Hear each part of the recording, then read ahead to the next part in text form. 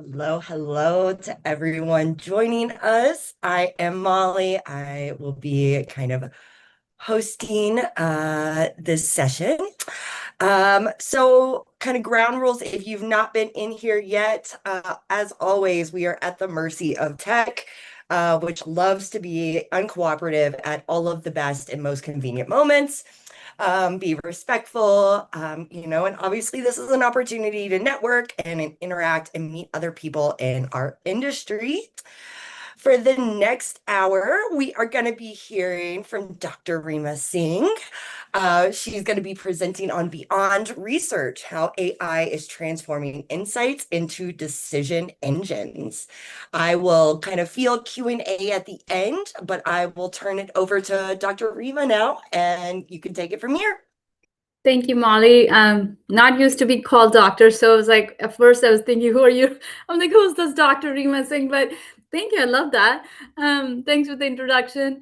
Hello, everybody. Most of you I cannot see, but I am the consumer insight lead. I love the fancy word of leader here. And I lead the consumer insights for Cargill's animal nutrition health business. Let me start presenting. I'm very bad at Zoom. We work mostly on the team. So if there's any hiccups, let me just see. Let's see. Let's start presenting. And I'm hope Molly. Yes, sorry, Molly, you're saying you're muted. Yes, you should be able to share now. Okay. Now I cannot see anybody in Molly, you also. So stop me anytime. All I see is my presentation. So can you see my first slide? I cannot. You cannot. Okay, let's stop. stop. Yes, I can. Wait. It's working. I was just looking at the wrong thing. Okay, wait. Can you see now? Yes. And you see the first big slide. It says Beyond Research. We sure do. And not my notes. Not your notes. Thank you. Oh God, yes, technology. Like I said, AI is advancing everything, and we're still stuck in Zoom and Teams. But sorry for the hiccup. So yeah, I lead the consumer insights for Cargill's Animal Nutrition Health. Long business title, but I don't know how many of you know about Cargill. We are the manufacturers of everything. You name it, we must be, Cargill must be manufacturing that. But I'm in their animal health business. We make food and feed for any kind of pet you own. So if you have a gecko in your house, we might have we have food for that gecko. So go look out for our brand Neutrina. So I'm not here to sell Cargill's food. So, and the talk is not about AI as well. Before I start talking, I was in a insights conference where I met a lot of great insights leader, and there was a common theme in the room. We were talking about how AI is embedding into everything that we do, and is insight function becoming replaceable? And there were talks around organizations using AI to make decisions, which we agree or we may not agree. So think about it. And I was thinking, I read the post today, only somebody posted on LinkedIn that should insight function transform into something else. And that something else is what we need to think about. So I apologize in the advance if this sounds like teaching or preaching, but it is important because that's what I'm hearing across from all our insights professionals, all my insight teammates, that our role, what is our role? How is our role evolving? And we are doing amazing work. We are using amazing research technologies. But if we don't evolve our role, somebody else will take it, and that is AI. So over the past few years, we spend a lot of time talking about, not past few years, like 6 months per se, AI tools, automation, productivity. But I think there's something bigger is happening. AI isn't changing how we do research, it's changing what insight function is expected to deliver. But we are so bound, and I keep hearing and keep talking, oh, we are using AI to do this, we are using AI to do that. But what are you doing? For most of our careers, we were valued for generating insights, research, but now we have to help organizations to make better decisions. And that's where we need to embed ourselves and transform ourselves from the researchers to decision engines. So let's explore today. And I would like your feedback. I would like to hear the frustrations because this captures a lot of frustrations and a lot of my understanding of what's going on around. So you can challenge me, pause, tell me if you're doing this, and if not, if you take one thing from this, I want our inside team to transform into a decision engine. And I'll talk a little bit detail about decision engine, and I'll give you an example that I am implementing in my role, and there's a lot to do as well. Look at this traditional insight journey, right? This looks familiar to all of us. We started with a business question. We were asked, there was a business question. We did research. We generated insights. The insight, the product came out of the insight. We created the report. Some of us shared with the stakeholders. Hopefully, all of us did. And then something interesting happens. The decision about the products, you gave them five key takeaways, and it happens with so many of us. We gave them the insight. We said, okay, this is working, this is what the percentage and all that, and decision is made somewhere else. I don't know how many of us were actually involved in the decision making. So many insights team create value up to this insights stage, but we are not involved in the prioritization, execution, or measurement. And if you are, great. If you're not, start thinking about it. And it's not easy. Every organization works different. Every dynamic is different. But you have to start. These are small steps, and if we don't take it, think if we become irrepressible. So the question becomes, are we simply producing insights, or we are helping shape the decision? Are we part of the decision? And that's where we are going to drive impact. When we shape what happens next, you have to, and it, like I said, every organization, some of you might be thinking it's easier for you than us, but it's not. It's easier for you as well.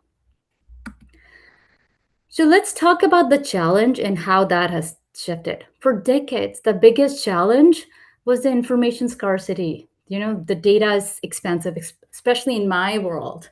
We deal with all kind of pets. We have goats, sheep. The sample cost is so much. So comes the AI, it is creating synthetic data. I'm creating AI twins. I have the data was limited.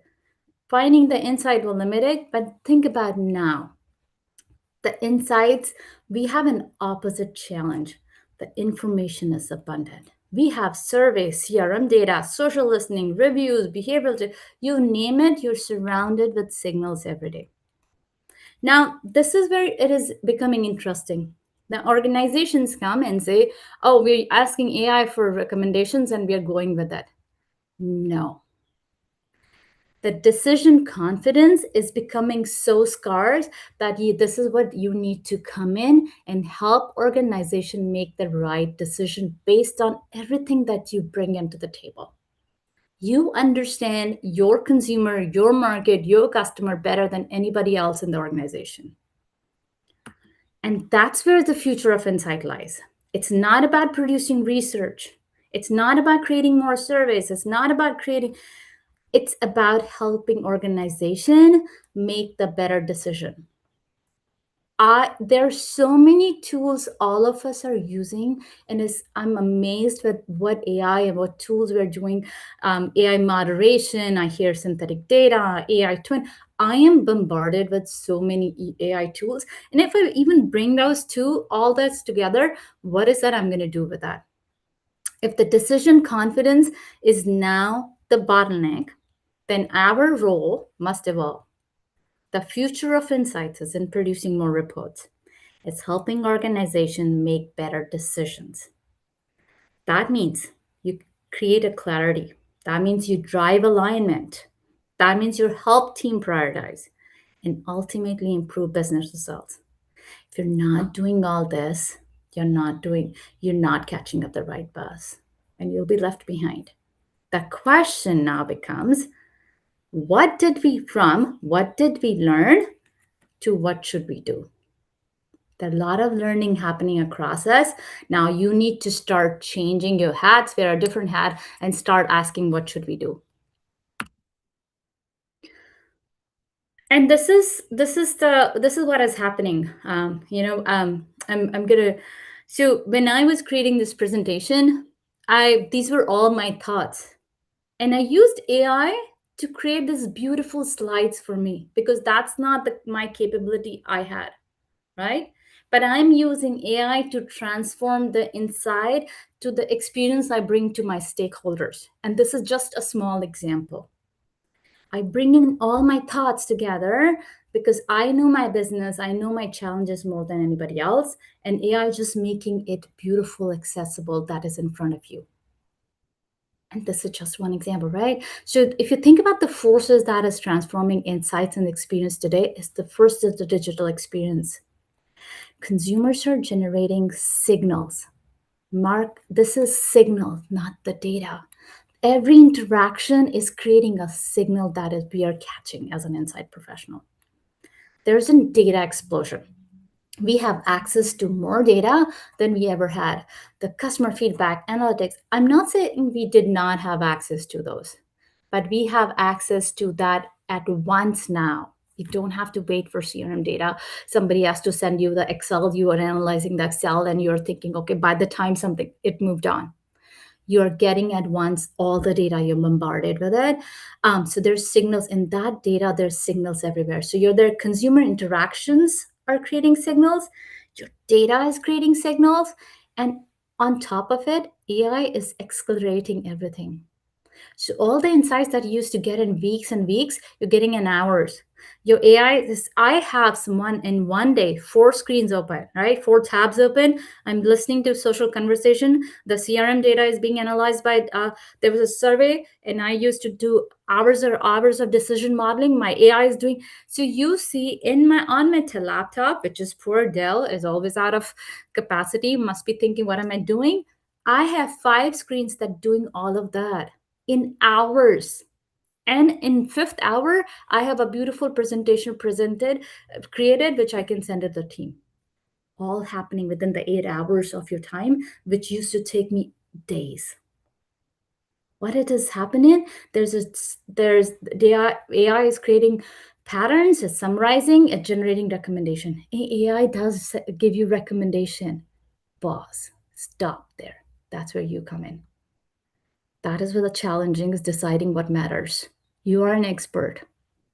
When you do all this and you are creating the stack and you have recommendation from AI, that's where you know your business more than anybody else. So how do I see our role evolving? I know I've been talking a lot. It sounds like I'm preaching to a crowd. So it comes with an history of teaching to the university kids. But I feel that is important. I feel that we're missing when I talk to my inside some of us are still stuck in the researchers mode and some of us are stuck in the advisor mode. And it pains me to think that this is where the challenge is coming, right? There's a shift in a role is subtle. When you apply for a job, they still want you to be research and advisors. For you to succeed in a job, you need to be strategic partner and decision engines. Let's talk a little bit more about that. For many years, we were researchers, right? We were looking at the question, what happened? We were creating report and check the research completed, we presented to stakeholders. As the organization started evolving, and if you're not an advisor, you're not doing the job right now. We became advisors. So we started talking about what does this mean. And in my career as an insight, and I was leading insights for Ericsson, I saw that evolving happening as well, right? What does that mean? The primary output was recommendation. Now researchers are becoming a strategic partner. The next evolution was becoming the strategic partners, where insight professionals were invited to planning. And if you're not invited to planning, and that's where you need to do more, you need to be part of the planning. And if you don't ask them, give them the answers of what should we do, you will not be invited to planning. Right? So your primary output is the business guidance. You need to move away from recommendation to give business guidance. And today we are entering this new phase. This the highest performing insight team, you take it anywhere, are becoming the decision engines. And that's what this talk is all about. This role isn't simply to provide information. Our role is to help organizations make better decision by combining the research, combining your advisory role, combine the analytics, combine the business context, and you get the stakeholder alignment. So the five tabs I was talking in my on during and just now are, this is what I'm doing. There's a researcher tab of me who's running the service creating. There's an advisor tab on me, which is say, what does this mean? There's a strategic partner tab open, which is telling me, okay, now that I have all that, what should we do? Then there's a decision engine tab, which is telling, what is that? How can this create an impact? Out of the results that I've got, how is this going to create an impact? Because I know my business better than anybody else. So the shift is subtle, but important. We are moving from measuring the results to measuring the business outcomes.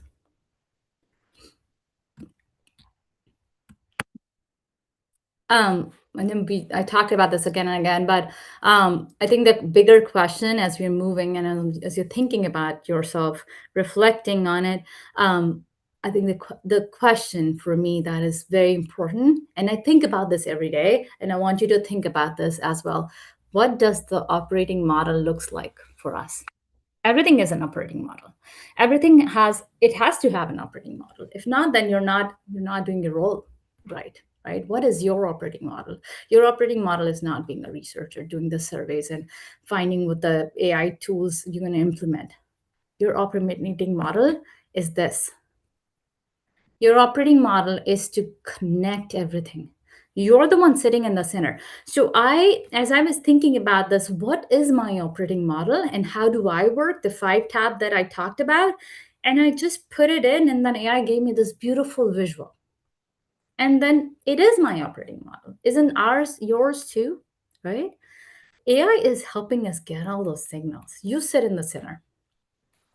AI dramatically changes what's possible in those stages. It can analyze thousands of comments, summarize reports, identify patterns, surface signals, but the real value is you. The most important stages are to prioritize, activate, measure. AI can suggest option. It can give you recommendations, estimate the impact, monitor the outcome, but it cannot fully understand your business, your stakeholders dynamic, which is very important. There's no one stakeholder. You're dealing with 4, 5, 6 stakeholders, depending on your company. And that's your responsibility to manage those stakeholders' expectations using all this. So your role is not a researcher. Your role is to be part of all these decisions. AI accelerates every stage of the process, but the human judgment, our inside judgment, remains the center of every meaningful decision. So if I haven't said it enough, I have not spoken it loudly on this, and that's where we need to do. We as a community, insights and community, need to do. There's a lot on the slide, and before I move to the examples, I think it's important that I talk about this in detail. It's not a fight. It's not AI versus us. I don't think the future is AI versus insights. I hear a lot AI versus insight, AI versus insight. That's not correct. It is a partnership across the value creation journey. We have to take in the AI contribution and you layer it with the insights contribution. It is not only the AI contribution. AI is exceptionally good at finding patterns, scanning large database, generating scenarios, monitoring outcomes. You are exceptionally good in bringing the context. You have the domain knowledge. Exceptionally good in interpreting the meaning, what these pattern means. You are the expert on the trade-off. Sorry, didn't mean that. And you're the expect, and that's, pause a minute. Think, when did you last was part of this part? B, are either stopping at two, understand, or three, but have you moved to the activate side? Where is the alignment of the insights, the decision, value, culture, stakeholder is comes, and that's where you need to start thinking. And then the measure is the learning cycle. AI, you launched a product, the product would launch, what happened? How did that perform? Consumer said 90% purchase intent, but the actual behavior was, there's a gap between intent and behavior. And we have seen it throughout the history of a consumer behavior that there's a gap between intent and behavior. What is happening? Are they behaving as they said? If not, who's replacing you? What the challenges are? And that's where your role comes in again. And then the cycle goes back. You see where I did not stop, and I don't want you to stop. So let's take an example. I know I've been talking a lot. It's a lot of sounds like a preaching, but how a decision engine works. And I'm going to take a hypothetical example of a pet nutrition, not revealing what I do, but this example is based on similar to what I do in my real life, right? So because I work in pet nutrition, I'll take a pet nutrition example. First, you're thinking about a new insight. You're thinking about identifying emerging consumer needs and market signals. You have a lot of AI tools for social listening, and you're listening for those signals. Now, you will ask me, how do I know what is a signal? If you see a issue or a pain point or a conversation dropping down in a couple of days or sometime, not the day, hypothetically say days, but then it is a noise. You as an insight professional know what's a signal and what's not a noise. And that's what I keep saying, that you hold it, you own this, right? So first stage is you're observing. Right? I observe a lot of social listening. I take a lot of, what's happening. I keep a tab on this. I get these social listening. I have a partner, an AI partner, where we do a lot of social listening. We have other tools that Neutrino, Cargill has it. I get a lot of data on social listening. And say, for example, one of the signal that I keep hearing, one of the pain point that I keep hearing is, I don't know if grain-free is actually healthier. Oh, my dog has a digestive issue.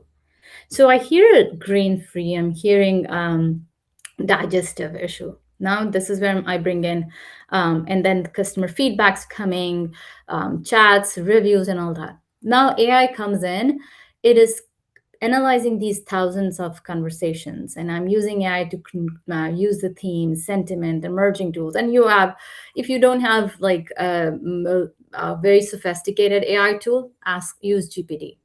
Chat GPT's work amazing. Anthropic, I think, is doing good job. That's what I heard. I'm not an expert.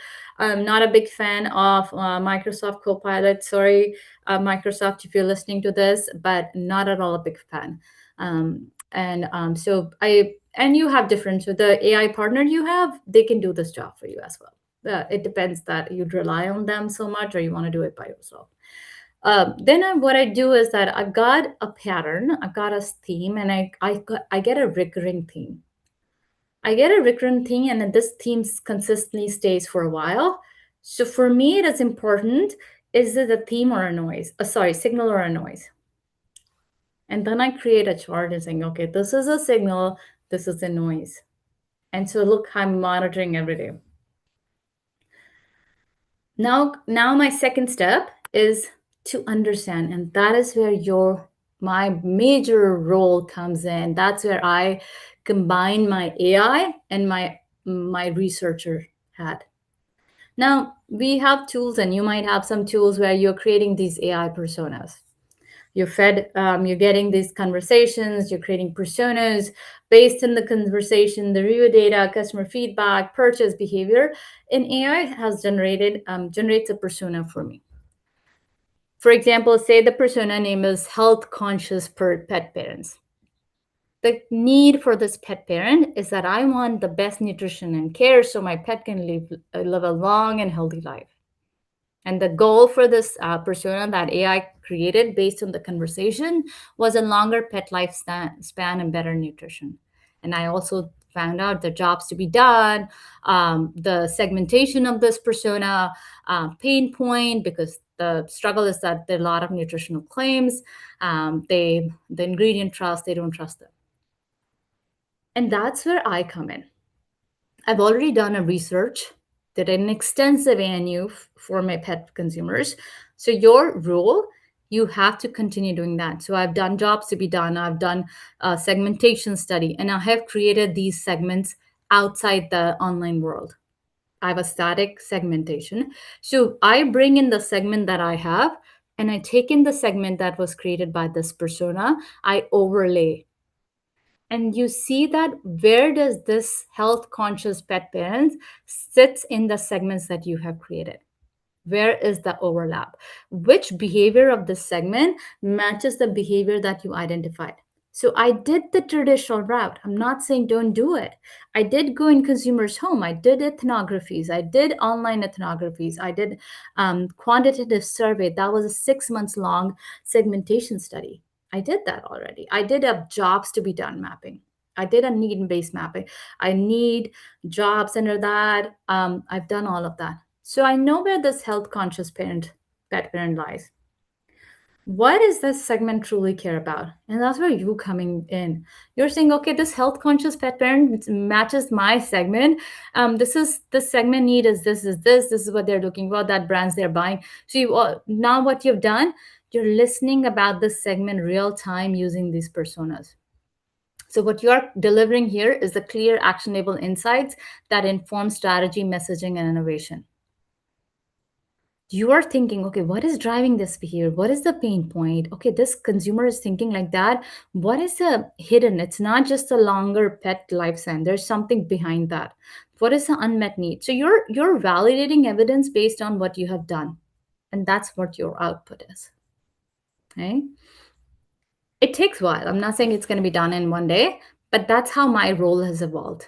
I was doing just the insights role before last year. I'm doing all this together now, because I don't have to do the foundational research. I've done that. Now I'm using the AI personas and AI conversation to overlay that and to real time analyze my products, real time analyze what is the need and how's that shaping. Then I have everything that I've done. Okay, so this is a very important stage. AI can estimate. So you simulated persona reaction, right? So how would different personas react to the grain fruit? So you've created different personas, which is mapping to your segments, personas that you created. Now you start asking the questions. Remember what you heard in the starting. You heard that consumer want grain free. They don't know what the nutrition claims are. They're looking. So you start thinking about ideas, and you start asking these persona to respond to the grain free formula, personalized nutrition, subscription, and then AI can estimate the adoption likelihood, purchase intent, market size. AI is doing all that for me, and I'm asking AI to do that. But here's what you come in. Okay, adoption likelihood of grain free is 72%. What it does mean? Which segment does it talk to me? Are there brands that are already doing that? So what extra need that I'm fulfilling? So what? What is the implication? What should we do? What are the best option and trade-off for this consumers and also for your business? Can your business make a grain-free formula? You have to start your in the homework as well, right? And what's next? Where should we test, pilot, and prioritize? So the output is where you've got all this. This is what you're presenting to your team. You're presenting the decision, you're not presenting the option that AI gave you. You said, based on all that, I think personalized nutrition is the highest priority. Subscription service is the medium priority, but I don't think so. We can do it, but given the constraints of my organization. And grain free is the low priority because there are other options that exist. We don't have the capability and all that. Now, your decision, your slide, your recommendation is based on what you know, what not what on AI suggested. Because if I go back to AI, it has given me grain-free as a top priority, personalized nutrition as a second, and subscription as a medium. But when I translate it to my business, I found that personalized nutrition is the highest priority. Hypothetically speaking, if you're recording, we didn't do this in the real life, but this is what I do in real life. Another example. So this comes to the activate part, and this is where I felt that most of my insight community member drop off because AI doing a lot, messaging, product concept, marketing brief, campaign idea, somebody else is doing it. But we're not helping the team make strategic relevance decisions, stakeholder alignment, customer relevancy, business visibility. Are we doing that? Are we turning strategy into real world? We need to activate. We need to show them how to activate.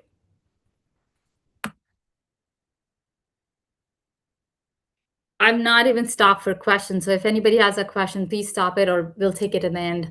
I know this is a lot to take, but this is an example that I do almost. This is how I have evolved, if you ask me. And it's just not a preaching. I am involved in the activation as well. Because when I do any AI generates a concept, say, for example, the personalized nutrition concept was created. I'm making sure that we are solving a real customer problem. So AI suggested a personalized feeding recommendation. Now my insight that supported that recommendation was this. And then you refine the concept. This is you're not doing it alone. You have your marketing team, your agency doing that, and then you're testing that. So we're not. So my contribution was that we're not selling personalization. We are solving for a trust. You see how the personalized feeding recommendation moved to a higher order was the solving for trust. Because it is not about personalized. So what marketing team did, they're taking that solving for trust instead of personalized nutrition recommendation. And that's what it sets you apart from any other recommendation that AI or AI would give, right? Now you do strategic alignment. You tell them why did you use personalized nutrition, why you feel that this solution is better for the growth priorities, better for the brand. You've done the brand health tracker. You're analyzing the brand. You're analyzing the customers. You're analyzing competition. You're on top of everything, 360 degree. And then you choose this to drive premiumization and differentiation. So you suddenly created the opportunity that aligns with the business goal. Now comes the third part, and it's a tricky part, and you're dealing with different stakeholders. So when you're presenting this idea to different stakeholders, the brand managers, the marketing managers, the R&D, you have to now treat them as 3 different or 4 different consumers. What are they looking at? What are their pain point? How can you help them solve that? How can you help them bring this to life? And here's why it matters to them. So you're not just wearing a strategic alignment hat, you're wearing a stakeholder buying in, internal consumers. And then comes the outside so act the campaign ideas. Now you go into fun part. They're doing the campaign ideas. You bring back and you test it. AI created a message. You tested with the AI personas you created, right? Or you tested with your samples. You tested with the survey. So we create ideas. I tested both AI persona and I test with my service because I'm still old school. I need to hear from my real consumers as I'm hearing from my AI personas. I'm not saying I don't trust them. I just need extra validation. That's me. You can stop at just the AI persona, or if you're me, you will do both validation, 2-step validation. So what I did was I elevated my role from just a report generator, presenting to the stakeholder, to activation. I am embedded in the activation part so much. And finally is the measure part. This is my role doesn't stop. If you're launching the personalized nutrition, what happened? How the conversations are shifted. You need to monitor continuously. When you launch it, what was an impact on the brand sentiments, brand awareness, and what the product reviews, the campaign performance. You're using AI to do that, monitor that for the product. At the same time, you're listening for what's next. So your role is to in the scale to determine what's happening. So the final stage is the measurement, right? We're not involved in this. We stopped it, we started again, but it is a cycle. The decision engines don't stop. AI is continuously monitoring, and we are determining what to scale, what is to optimize, what to change. So this learning is how we improve. We fuel the better decision engines and stronger results. So with this, AI did a beautiful job in creating this engine. I don't think so I could have ever done that. But if you think about it, this is what it is, right? You measure the decisions, not the projects. Move away from the projects. You create living insight systems. I have created a living insight system which mirrors, sits on top of my non living insight system. Um, I'm using AI to generate signal. I'm getting the signal. You can do it on a monthly, weekly. If you have enough time, do it daily, right? And then you embed insight in early planning. You know when the planning, ours is a fiscal cycle. I have already embedded, and we know what's going. I know where the growth. What is there? The brand manager has a goal. How can you help the brand manager reach the goal? Is what you need to start thinking. So I start from there and I work backwards, and then you track your business continuously. I think it was enough of me talking. And this is where I'm going to leave everybody, all of us. So, tomorrow, when you start thinking about what is the future of insight, it is from insight generation to decision architect. I don't want us to be insight generation anymore. For decades, that's what we have done. For today, we need to ask ourselves, what should we do? And in the future, if we want to be working together with AI, we need to embed ourselves in the decision organization making. And I'm not saying I'm the great, I'm the best. If that sounded, that was not my intent. But I've realized that if I don't do that, somebody else will do it for me. I'll be easily replaced by AI, because then I'm just generating the data that AI can easily generate. So what is Reema bringing to Cargill is it's on the second and the last half, is helping my brand managers, my species lead, my innovation team make better decisions. With that, I think I'm gonna stop sharing. And I talked a lot. And if you're still awake, everybody, I'm not scared you with my talking. Please come back and let's have the discussion. And I would be happy to answer any questions. And you know what? There's no right or wrong questions. This was not me sharing a capability. It was me sharing what I'm hearing today itself. And I was, a lot of our insight professionals are going to cons for, and this is like everybody asking this question: where do we go from here? And it is so timely. Bill and I and Molly, you were there when we were and we were all asking the same question. And we were like, okay, what are we doing? And so I felt that this was timely, but it felt, we are all expert, Molly. We are here, we're using these different tools, and I didn't want to preach a crowd that is already an expert in insight. So I wanted to share my opinion on what I'm doing. I still have a job, so I think I'm doing something right. Yeah. I did see Jody asked, what AI tool did you use to create your beautiful deck that you presented? That GPT. Okay, good to know. So this is what I've been doing, is like I have a lot of slide, like I type it in the Word document, my thoughts, and I say, okay, now I put in the slide, and they do a beautiful Yeah. job. Yeah. I also wrote out a couple questions that I'll ask in case anybody else is still typing. But I've been in this industry a little over a decade now, and even when I was first starting, there was that conversation of research versus consultant and like Mm. strategic advisor.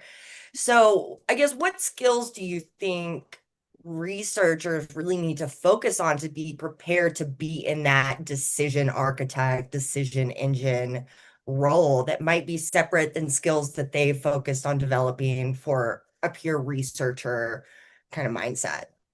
So you were so right. Open that. Yeah. Just open that. When I set my days, and I'm not, like I said, I'm not an expert. But this is what I really love. It's read outside your domain. Mhm. Um, you're an expert in research, and nobody's doubting that. And I believe all of us in this room are an expert in what we do. Mhm. Now, do you know the consumer sentiments are down? Do you know they were all time down? What is Mhm. happening? What are the external factors are going to happen? What are the new brands coming in? How the consumer dynamic changing? Start reading outside your business domain. And I somebody many years ago when I worked in Kellogg's, uh, somebody in Kellogg's told me this. It was 2009, and that's old I am. But she told me that read outside the brand, because we get so focused on the recent methodology. I have a psychology book here, I have a research book, but every day I sit down, I read about grocery, what is happening, what are the new brands coming in, how's the oil prices changing, because the oil prices decide my side of the business a lot. What are the new brands coming in, what's happening with the private label? So what you need to do for the decision engine is to open this, because when you're sitting in a room, when you're presenting it to the consumer, sorry, your stakeholders, you're giving them this 360-degree view and just not the research. The moment it becomes really research heavy is when you've lost them. And so I was like, maybe because I worked in brands, and maybe I've been fortunate enough to work with different people, different countries, different continents. And but I we need to start reading more.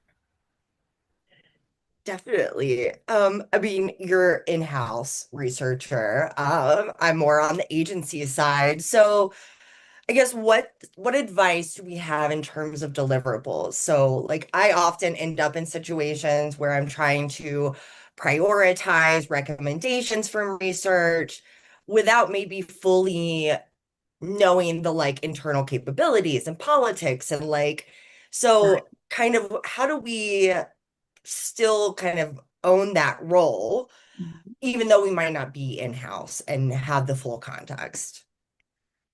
You're very close to your client partner. That's always the first thing. I am friends with my vendor partners, and the friends in the sense that when we talk, we tell. So the first question we ask is that who's the stakeholder, whose problem are we solving, what is the tension in the room, because you need to start from the tension in the room. Don't start with the data in the room on what you have. So, as for you, you and your client partners, you need to ask them the question, okay, you're presenting this to sales team. What is that the tension you've heard? Like, what is what are the bottlenecks? What are the kind of questions you can get? And who is this presentation for? So there's one deck that will live with me if me and you're working, which is like comprehensive deck and everything. One that you're presenting, or I am presenting on your behalf. So who's the audience? Now you need to draft. And this is what I do with all my stakeholders. So remember when I talked about activating and stakeholder management, this is what I do. When I'm talking to the brand leader, okay, I'm like, who are you presenting to? What tensions have you heard? What pushback have you heard? Um, and so your story changes based on the audience. If the story is not changing based on the audience, you're not doing your job right. And that goes back to what I was saying, opening this up. You know the politics, you know the R&D team's like, oh, you always come with this new ideas, but you know it's not feasible and viable, but you're not telling them to make it now. Or you've heard your R&D team, and they based on that is you're presenting your recommendation. What I am telling you as our team and everybody in this room is embed yourself in the room more often than in our silos of the researchers. And being in remote, I know there's a challenge that you're not in the same office, right? I'm in California, somebody's in Minnesota, somebody's in Quebec, Canada. But then you're talking to them. You're listening to their problems, you're understanding their challenges, and then you're presenting. So insights is not about results. Very helpful.